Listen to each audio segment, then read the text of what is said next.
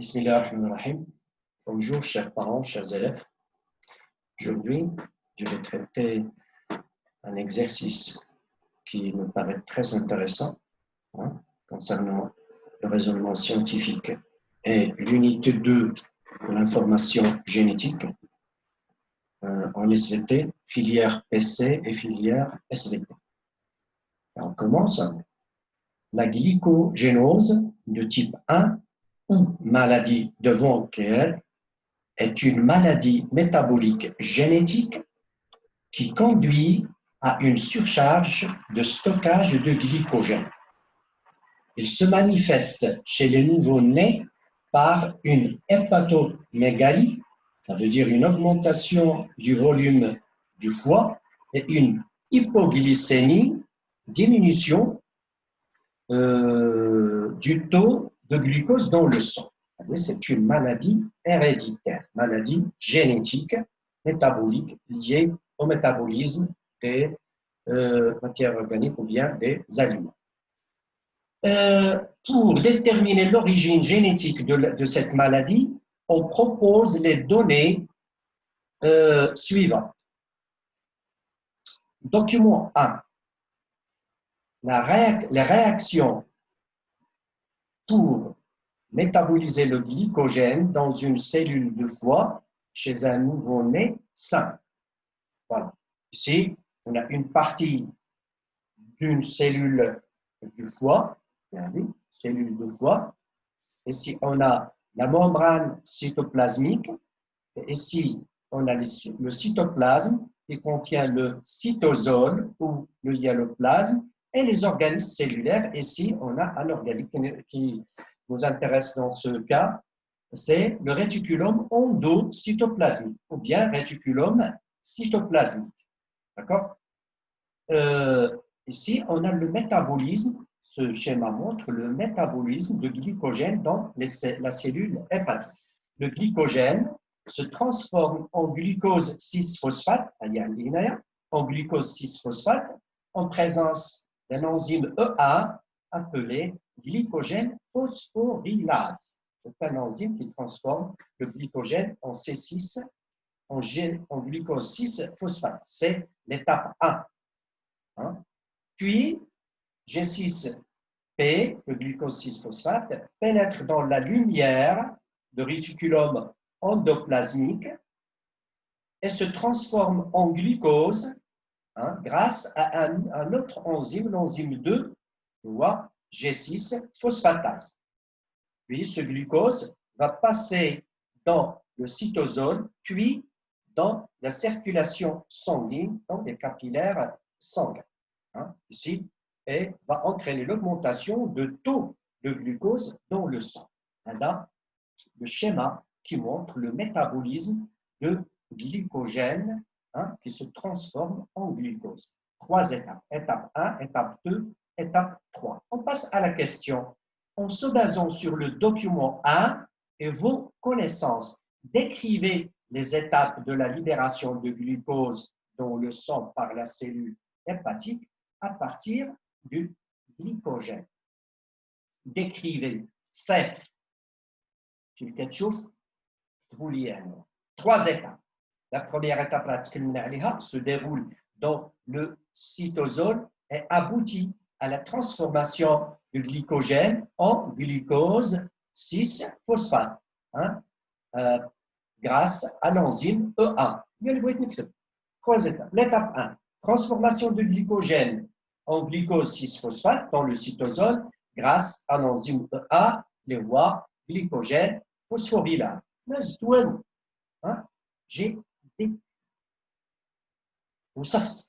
l'étape 1.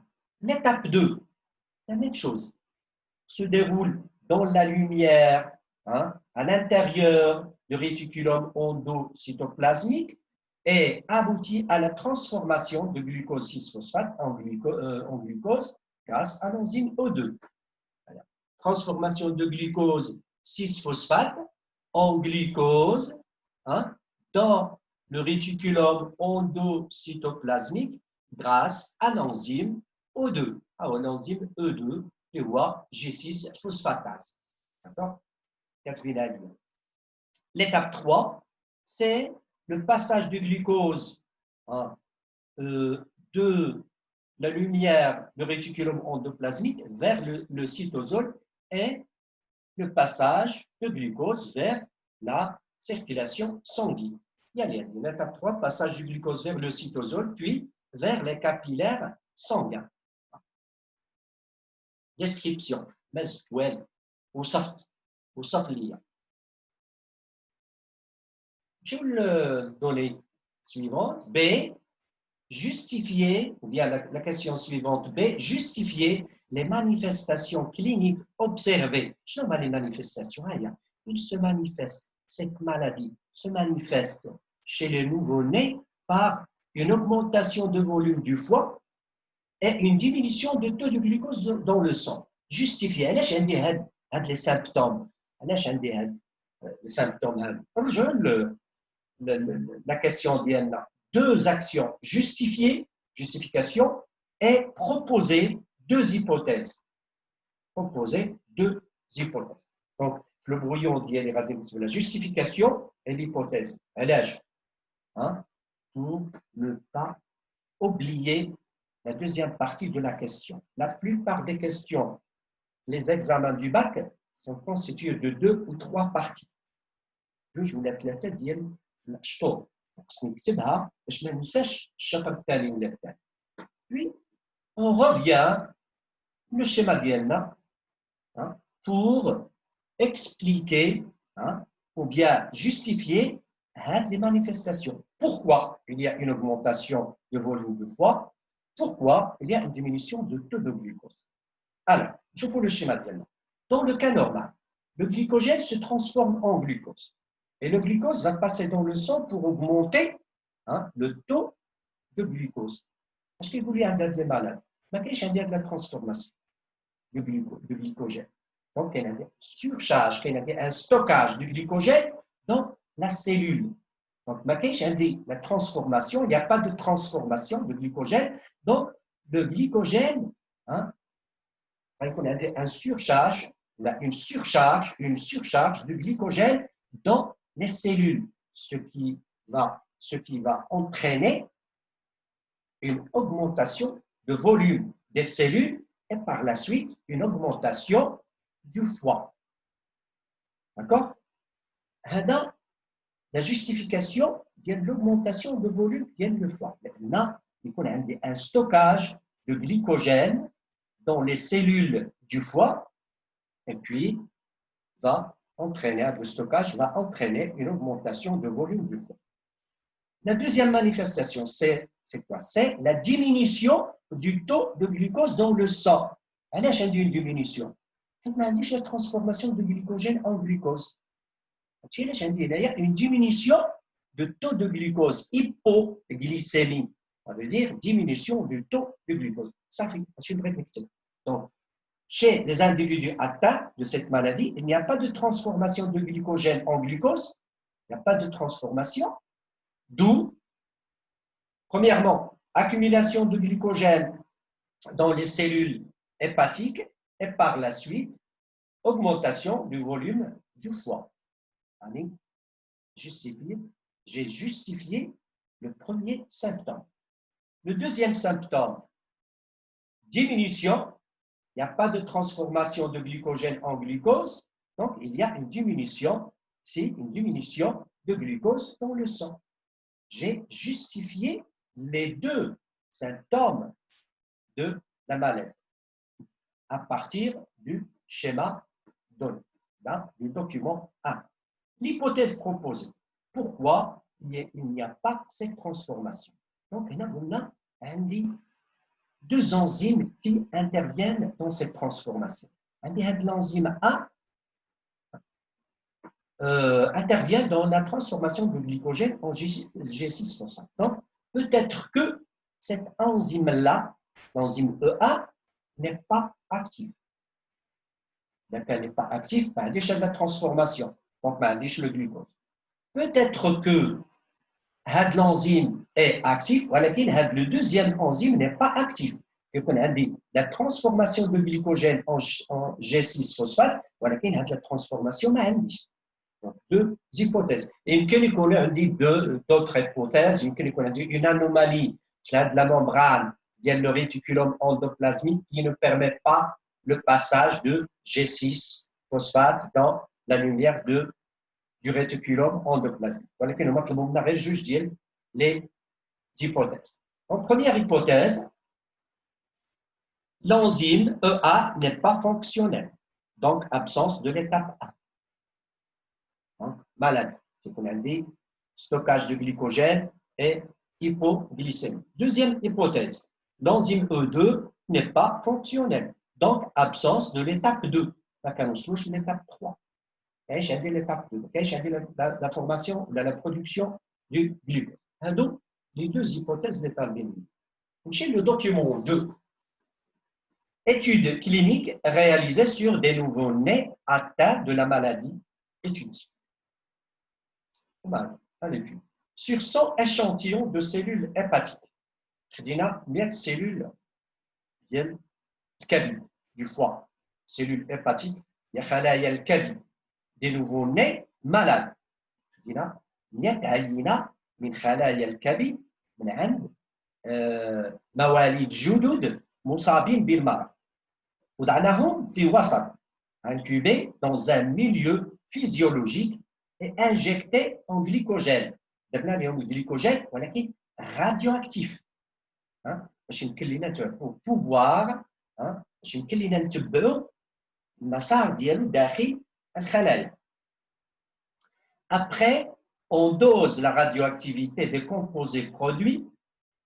كنمشيو كنقيسوا هذوك les composés اللي تنتجات على le glycogène و les composés ديالنا هما هادو ها le glycogène ها les composés ديالو glucose 6 phosphate و الجلوكوز radioactif.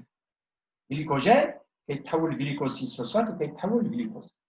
يعني نتبعوا المسار ديالو grâce à la radioactivité. On dose la radioactivité de composés produits qui apparaissent dans le cytosol et dans le réticulum endocytoplasmique des cellules hépatiques. Les résultats obtenus sont représentés dans le tableau 2. Voilà, le tableau du document 2 ici, là, le document 2, ce n'est pas le document A. Il y a 80%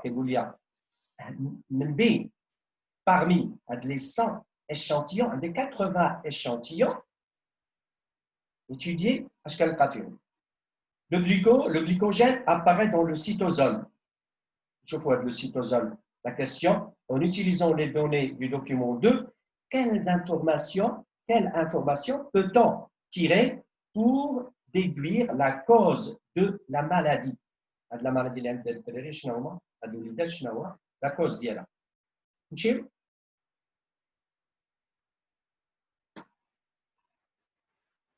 En utilisant le document 2, quelle information? Utilisation, deux actions. D'abord, l'utilisation du document 2. L'action 1. L'action 2, la déduction. Allez, à l'action 1, à l'action 2. Deux actions. Dans l'action 1, on a le cytosol, on a la lumière. Le cytosol, non. On a la lumière du réticulum endoplasmique. C'est-à-dire que le début, la radioactivité apparaît dans le cytosol. C'est normal, car les cellules sont injectées par le glycogène radioactif. Donc, la radioactivité apparaît dans le cytosol. Voilà, le glycogène il apparaît d'abord dans le cytosol. Puis, il y a apparition du glucose 6-phosphate. Ça veut dire qu'il y a une transformation de glycogène en glucose 6-phosphate. Puis, le glucose n'apparaît pas. Ça veut dire qu'il n'y a pas de transformation de glucose 6-phosphate en glucose. La lumière, le début, l'apparition du glycogène, la lumière dans le réticulum. Et là, le glycogène ne pénètre pas dans la lumière. Il se transforme d'abord en G6P, après, pénétration de G6 dans la lumière. Donc, là, le glucose phosphate apparaît dans le réticulum. Le glucose, ça veut dire que l'étape ما كايناش. Chez 80%. Chez 20%, la même chose, apparition de glycogène dans le cytosol, non? On a dit injection le glycogène radioactif, il n'apparaît pas dans le réticulum endoplasmique. Mais là, il faut le réticulum endoplasmique. Le glucose phosphate, plus, ça veut dire présence, moins absence. Donc, plus, ça veut dire que le glycogène s'est transformé en glucose 6-phosphate. Puis, on a le glucose, ça veut dire le glucose, le glucose 6-phosphate, le glucose, le réticulum, le cytosol. Le réticulum endoplasmique. D'accord? Je vais vous dire chez 80% des malades, il y a apparition du G6P dans la lumière de réticulum endoplasmique. Hein, c'est 80 dans la lumière, G6P apparaît dans la lumière du réticulum endoplasmique. Glycogène, donc ça veut dire qu'il y a une transformation de glycogène en G6P. Alors, glycogène se transforme puis pénètre dans la lumière. Par contre, chez 20% des malades, le G6P n'apparaît pas dans le réticulum endoplasmique. Le G6P n'apparaît pas dans le réticulum endoplasmique. On continue. Chez tous les malades, le glucose n'apparaît pas dans la lumière du réticulum endoplasmique. Ah, le glucose. Normalement, c'est quoi la lumière? L'état normal de la cellule hépatique. Chez les malades, il y a la lumière de réticulum. La lumière de réticulum.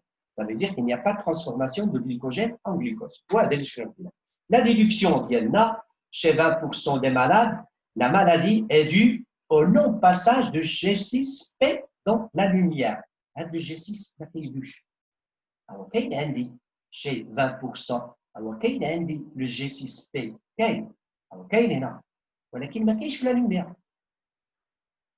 Donc, Nadesh, ça veut dire la maladie, elle est due au non-passage de G6P dans la lumière.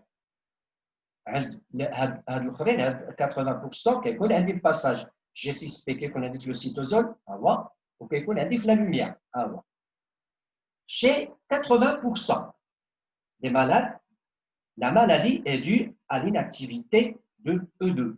هذا ما خدامش هذا الانزيم E2 ما خدامش حيت كيكون عندي لو G6 فوسفات هو كاين هنا هو وكاين في لا لوميير هو ولكن ما كيعطينيش لو جلوكوز حيت هذا ما خدامش.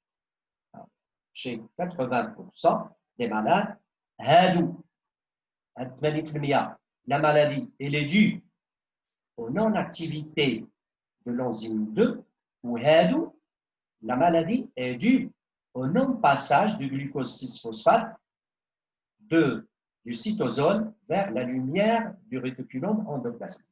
Donc, il y a l'anomalie, il y a le khalal, بالنسبة ل 20%. وبالنسبة ل 80%, il y a le khalal. Je passe. Comparaison de la séquence nucléotidique. L'origine génétique de la maladie. Comparaison des séquences nucléotidiques du gène G6P codant la synthèse de l'enzyme glucose 6-phosphate. D'abord, nous allons voir l'enzyme glucose 6-phosphate, phosphatase, qui comme il y a fait la transformation de G6P en glucose, nous allons voir le gène de 6-phosphatase. Grâce à une technique spéciale, on a pu déterminer la séquence nucléotidique بواسطة تقنية نوعية تمكننا من تحديد المتتالية النيكليوتيدية du brin non transcrit للخياط غير الرامز أو غير المنسوب de l'allèle codant l'enzyme G6 phosphatase للحليل الذي يرمز للأنزيم G6 phosphatase chez un nouveau-né sain سليم طفل سليم عند وليد سليم وواحد مصاب يقول لي هادشي Voilà. هذا l'allèle du nouveau-né sain, ou l'allèle du nouveau-né atteint de la maladie. Voilà, c'est le bras non transcrit. On a atteint un tableau, le document 4, un tableau qui montre un extrait du code génétique. Ça veut dire les codons et les acides aminés correspondent à chaque codon. La question, en utilisant les données du document 3 et 4, déterminer la séquence d'acides aminés correspondante à chaque partie du gène G6P chez le nouveau-né sain et le nouveau-né malade. Et montrer, d'avoir deux actions, et montrer la relation entre la mutation du gène G6P et l'apparition de la maladie.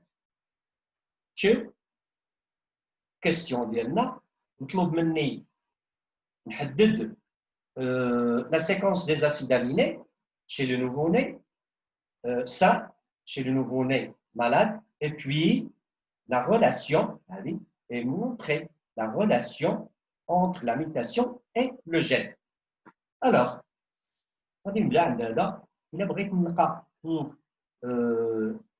déterminer la séquence d'acides aminés, il faut d'abord déterminer l'ARN messager. L'ARN messager, il y a la séquence des codons qui code la séquence des acides aminés. Donc, il faut d'abord déterminer la séquence de l'ARN messager. Ici, on a le bras non transcrit. Donc, à partir du bras non transcrit, on doit déterminer la séquence des codons. Il a attendu le bras non transcrit, et je remplace T par U. C'est tout. Donc, on a dit ATT, parce qu'on a dit AUU. On a CTC, on a dit CUC. Attention, on a obtenu le bras non transcrit. Ça veut dire le bras complémentaire du bras transcrit. Du coup, on a attendu le bras transcrit, le bras complémentaire, je remplace T par U. Donc, on a dit AUU, on a dit AUU, CUC, TTT, UUU, GGA, en tout cas GGA, CAG, en tout cas CAG, et ainsi de suite. D'accord? À partir du document 4, je dois chercher, je vais chercher les acides aminés correspondant à chaque codon. L'acide aminé correspondant à chaque codon. A, U, U. A, U, U, isoleucine. غادي ندير isoleucine هنا. وعندي CUC, CUC, leucine. وهكذا. كنلقى la séquence des acides aminés. Je fais la même chose pour le nouveau-né malade. Voilà. Maintenant, je dois déterminer la relation entre la mutation et l'apparition de la maladie. Alors, on doit comparer l'origine, ça veut dire les allèles.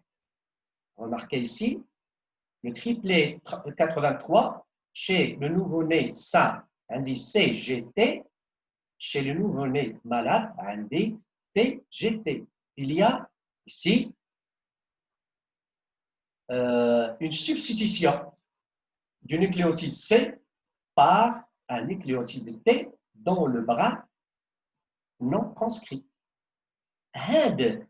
La modification, la transformation ici, au niveau de l'ADN, au niveau de l'allèle, s'appelle la mutation. Cette mutation est du type substitution. Stibdal. طفرة استبدال. طفرة غادي تدار عندي هنا. Remarquez ici, عندي CGU, هنا UGU. Donc le codon تغير. وهذا الكودون اللي تغير غيغير لي la séquence des acides aminés. شنو هو هاد la séquence هذه؟ هي هذاك G6P phosphatase. وهذا اللي كيحول لي لو جلوكوز 6 فوسفات الجلوكوز. هو هذا الانزيم، هو الانزيم E2. هذا الانزيم E2 اكتيف، هذا الانزيم E2 انكتيف. علاش؟ نتغير عندي واحد لاسيد امينو. دونك هذا لاسيد امينو اللي تغير هو اللي سبب لي La maladie, ça veut dire qu'il est inactif ou qu'il est indé. Non-transformation de glucose 6-phosphate en glucose. Et puis, l'apparition de la maladie. Je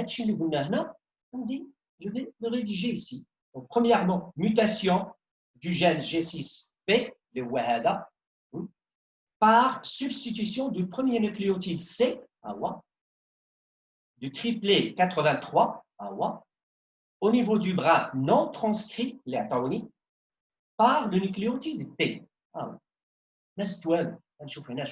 À l'origine, c'est la mutation. Donc, montrer la relation entre la mutation et l'apparition de la maladie.